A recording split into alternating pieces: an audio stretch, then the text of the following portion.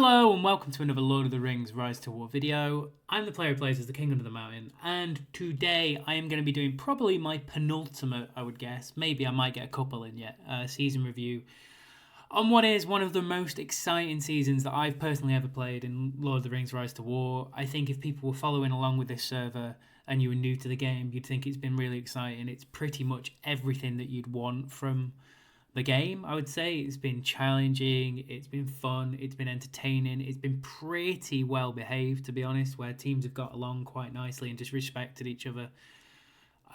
There's been a couple of interfaction problems, but generally the respect levels on this server have been really good. And just a strong, everyone's had a different fight, but a fight that's sort of, come round. There's been to and fro-ing. If someone moves a front, someone loses ground elsewhere. It's just been really well balanced and really fun. And this morning we got the 8-day timer. So,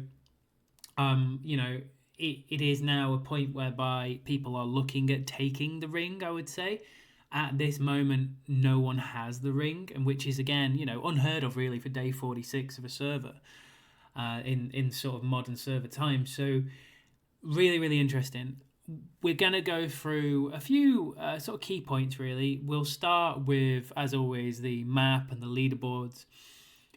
We'll go through a couple of battle reports. I'm going to try and showcase the value of a Guardian, which I think I'd kind of forgotten how good they actually are as just a pure unit. And I'm sort of going to show that in the battle reports and sort of how that's worked for me, I would guess. And for us in general, because really and truthfully, we were on the back foot for a few days. And then I'm gonna start with something that I wouldn't normally start with, and it's kind of coming back to I heard a great phrase. I'll go for it properly. So I heard a great phrase on Fellows podcast the other day, whereby you can have the best plans in the world, and they were talking about Yude's pass attempt on. With basically they used eagles and sort of blew up the 6 towers around the pass, and then it allowed them to siege freely, which is a great method of doing it if you've got the resource to do it. We personally wouldn't have the resource to do something like that currently. But the kind of comment was you can have the best plans in the world, but if leadership and the players don't engage in them, you get nothing for those plans. So obviously, it's kind of like leaders in this game, you have to have an expectation as what you think you'll get done. But you're also dependent on people being online. So one of the key metrics of how we personally work, and I'll go into it because it's something that I think is important for the game in general, and people do need to remember it is literally just a game sometimes. And we just try to look at ways of players getting engaged. So if I just click on the map just for a moment, right? So Honk have been mainly fighting Loth until very recently, where they sent a squad down to help us. And they fought some Erebor up here, but I think if Erebor, correct me if I'm wrong, pretty much full pushed where Toby were down here. And you'll see this pin is pretty heavy, and it has been for a while. And from a player engagement point of view from Toby, DK are a demanding team to play anyway, don't get me wrong. We were in the middle of Ashen Plains. We'd lost the keep. We'd lost the pass, which went from Withered. We'd lost Withered, obviously, the day before. So we'd lost the pass here. We'd lost Ashen Plains keep. We were basically just caught in a very small sort of corridor of tiles where we were holding for a few days. And then we got removed from there. We then got pushed back to the pass, which is here, into Gorgoroth, where we were all sat behind. And DK then took the pass. And you can sense that fear in a player base sometimes, whereby we're getting rolled over here. And it was, not a blind panic, but you can see people start to turn the panic button, shall we say, right? And I'm kind of going into that importance. And this is probably too far into it, really, for a season review, but I'm going to go into it anyway. So DK took the pass. And again, a negative impact on personal players and players that I've known for a very long time who are pretty level-headed. The pass when they took it, and this is a bad mechanic from the game, was 350k siege. Now, as soon as they took the pass, it went back to 700k siege because it had swapped hands, which I completely, wholeheartedly disagree with. It should probably stay the same for both sides, even though I get it's changed hands. And we did try and take it back a couple of days ago. We did 360k siege, which in the grand scheme of things doesn't really matter because it's a 700k pass. But in theory, if it was a 350k pass, which is what they took, we would have taken it back. But that's kind of by the by, and that's kind of in the story. But what happened was we found we were getting uprooted around this area, and my base is still standing in this corner. I had a temporary camp ready because I was just presuming we were, deep down, I wasn't saying out loud, but I was presuming I was going to get rolled over and have to kind of relocate somewhere. And without going too far into it and getting player engagement, and I wholeheartedly believe that this changed the last 5 days of our season, is really sillily just to try and involve ourselves a little bit more. People attached themselves to the Mariah Carey song "Heroes," and people started people started mentioning it in chat. And be a hero, be whatever it might be. And all of a sudden, player engagement goes up because they have something to believe in. It's the joy of telling players a great story. And then all of a sudden, the same things come back, and you realise that you're starting to take a few more tiles because you've got more people there, and you can see the belief come back into a team. And we've spent the last 4 or 5 days taking back the same 15 to 20 tiles, I would say, getting up to the pass, building a fortress, getting it knocked down overnight, building it back, doing that. And I believe, and I wholeheartedly believe this, that I don't know too many teams that DK have come up against that have done that. Because generally by day 3 of the pressure they put you under, people buckle, and then they literally just walk into territories and take it through. And I can't be more proud of what the team down there have achieved. But I did just want to touch on, it's interesting that sometimes you just have to give people something to get behind and give them a story to tell, and how it can change the human interaction on seasons like this. So we've held quite nicely. We are now at the pass, and we currently have a fell fort. Whether it will stay later on to be there, I don't know. But currently we have it up, which is an improvement on the last 4 or 5 days. So yeah, that's kind of that part of it boxed off as far as I wanted to say. So let's just go into the map as we're here. I can't remember. I've gone straight into that, so I'd assume I haven't done the leaderboards either. So I'm going to start with the leaderboards because that probably makes the most sense of it all. So Mavius is still farmed Middle Earth. I think he's number 32 in fellowships on his own, which is impressive in itself. He runs about 4 formations, so he does need resource. He's been fantastic, I believe, for all of us so far this season. One thing I will touch on, which also changed some stuff down by Gorgoroth, is the atomic group, which have been down with us helping for the last couple of days also. But we'll touch on that when we go into the map itself. We then have some Gondor in here, which is Animal, and we have some Toby in here, which is Emeru, which I have no idea how he's got 59.4k of affluence when we've been pushed for a while. So he needs to give me some tips, I think, on farming, which I never thought I'd say to anyone. We then have some Bears. Bear do have the highest amount of affluence out of all the teams. We have some Salt, we have some Honk. There's literally a little bit of everything sprinkled into this. And I kind of bounce between 20 and 50 in the server, which I'm quite happy with. And it's at the moment, it's an amount of resource which I can run full Guardians and nothing else with fighting the amount that we are doing currently. So that's kind of the top 50. I think that's a reasonable level of affluence for the top 50. From a merit perspective, I finally snuck into that top 20, and it's perfectly because we've actually stood in kind of a small corridor of tiles for a period of time, which really suits my personal way of trying to kill people rather than chasing them around, but also a few of us. So that's been nice. We finally got in there with 5 million merit, which I think is a respectable number. Raven's still top, only just though to the cheese tax. And Golo the Bear God, who has not actually gone up as much as I thought in the last few days, so I don't know if he's just being avoided now, to be fair. But you'll see there's a lot of salt in there. There is some Muir, which is Linden. There is a mix of everyone. There is Honk. Like I say, Wolfie's been brilliant this season, and so is my fellow Tim. Shout out to Tim. And we'll just kind of skip down, because there is someone, I'm pretty sure, from all the top 10 fellowships in this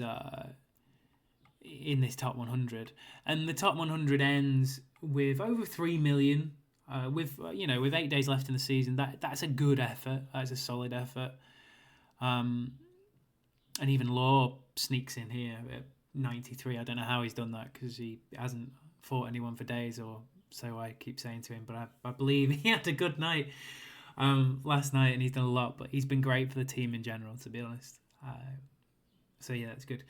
And I do like to wind him up about the amount of merit he gets, but I know he takes a lot of the big fights, to be fair to him. As for Fellowship Affluence, we have a 4.1 million bear at the top, who have ate the most in Middle Earth, it seems, Hungry Bears. We have Hunk at 3.6, Decap at 3.3, Toby at 3.1, Decon at 3.1, Salt at 3 million, Odin at 2.6, Yo from Linden at 2.4, Theo from Angmar, that is Little Theo, I think, not Big Theo, at 2.4.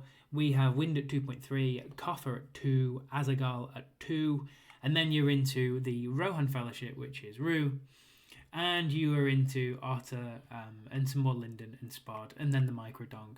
So affluence-wise, there is a lot of good fellowships in this server, which is made for this server. It's been as great as it has been, and I can't fault that enough, to be honest. From there, I am going to go into the map, where, as always, I pray that I am zoomed out. And I'm just going to start by clicking on the pins, because I think it's important to look at the amount of activity that's still going on in this server.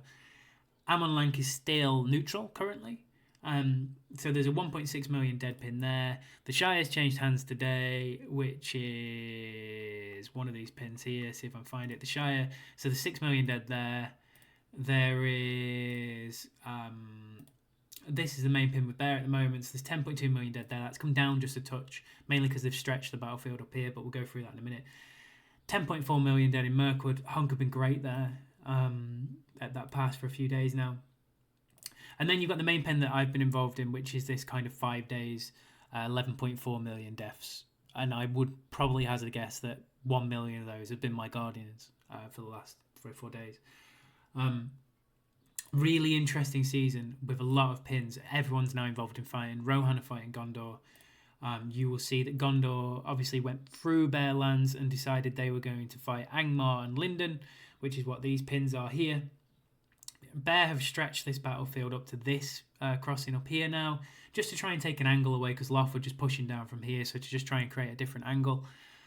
The interesting part of it is there is a small pin between Angmar and Loth, which surprises me, because they've been kind of on the same side all season. Loth are pushing down from here. This is the Odin, Otter, and Wind Kingdom. I still haven't fought much of Wind, but I've heard they're really strong, so it's interesting. You then got Honk holding this side, really, and they've done a really good job there, considering they sent one squad down to help us. And to be honest, the Erebor Kingdom have switched fronts today, definitely so, away from Gorgoroth so much, and they are now pushing through this Mirkwood area, I would imagine, to try and get towards the ring area at this stage. However, they have been known to fake in directions before, so we always have to be careful. Erebor got back withered. We have, like I say, one squad of Honk with us down here, and this is the main force of Toby. There is a stretch over here as well, where both teams are kind of tiling in the east, which is interesting. If you want to go play tile warfare, that's a place to do it. And if you want to stand and kind of rip chunks off each other, this is kind of the place to do it. I don't think at this stage, and I don't think I'm talking out of turn here, I personally don't think there'll be a winner with a gold ring badge in this season. And I think that, again, is a great testament to how good this server's been and how much activity has been happening and how much people have kind of involved themselves and immersed themselves in this kind of situation. I think it's likely that a couple of teams will finish with 3 caps, one probably with the ring. But I don't think anyone will get to 5 in total, to be perfectly honest. But really, really exciting to be on this sort of day, have the timer, and Amon Lang still be blank. And still not really know who's going to get to and or keep the ring. I mean, you just don't get many seasons like that. We got lucky a few seasons ago with Axton only, where it was very similar. But the ring was taken early and then sort of changed hands a couple of times. So the map's a really interesting one. I would love to see... I might kind of do a montage of maps for this season, which I've taken, and see how it changed and how it looked based around the sort of ones that we did. And I might even genuinely do a proper season review for this one, I think, just because it's been that fun. So that's the map. I'm just going to go into my barracks and kind of show that for however long now I have pretty much been making Guardians. and I need a different troop really for Saruman, if I'm being honest. So I've been trying to toy around with the fact that I might start using tier 2 cavalry from the Elf cavalry, so they're ranged. Saruman's damage is very much dependent on him lasting longer in the fight, and I found the best way to do that was a bow knight, but I just cannot afford to keep them, and I can't even afford a tank unit and a troll just because of how sort of intense the fighting's been. So I've literally just been spamming Guardians for what feels like days, and their HP and defense is pretty disgusting, to be honest. I still think they're the best unit in the game. If you're in a spot, a particularly tight spot, they just keep tanking out, and it's got to a point. I'll show some battle reports, like so.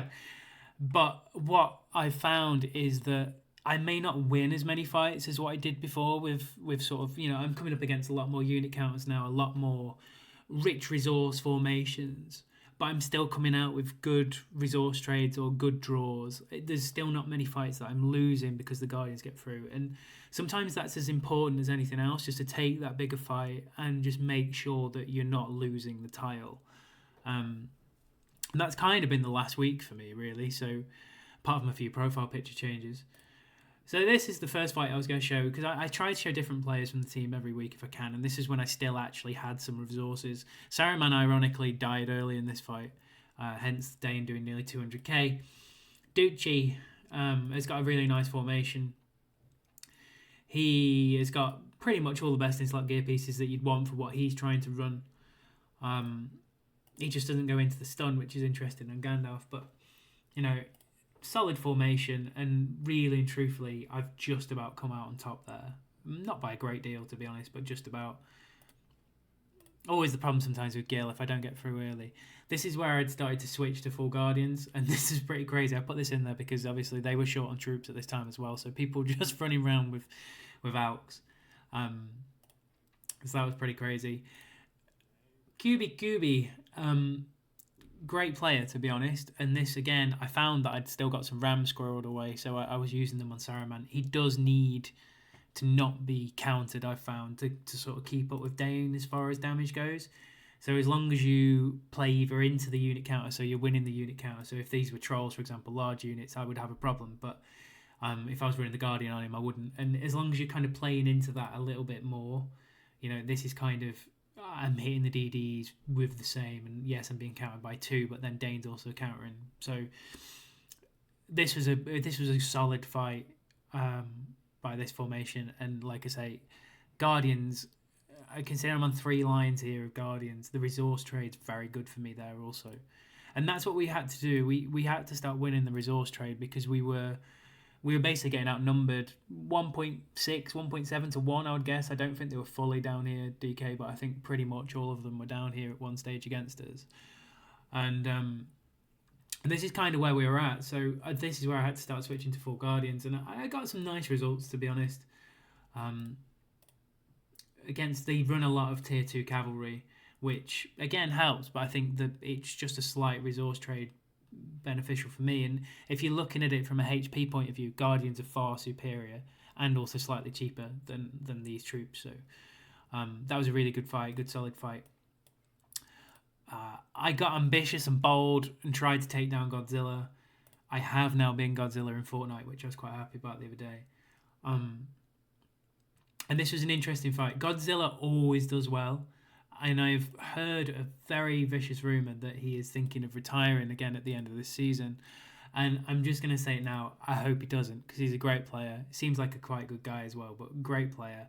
Also running the Guardians, and again, I got a little bit unlucky with some of the stuns in this fight, but I don't like to show that I win all the time, because I don't. But sometimes some of the most impressive results are like that. This one was again good, and this was full Guardians. I was impressed with this one. This is one of the only times that my full Guardian formation has beat this formation. I got a little bit of RNG in my favour, which worked quite well for me. I think it's good to be able to show their value, and you see Saruman here with 176k, which is pretty wild.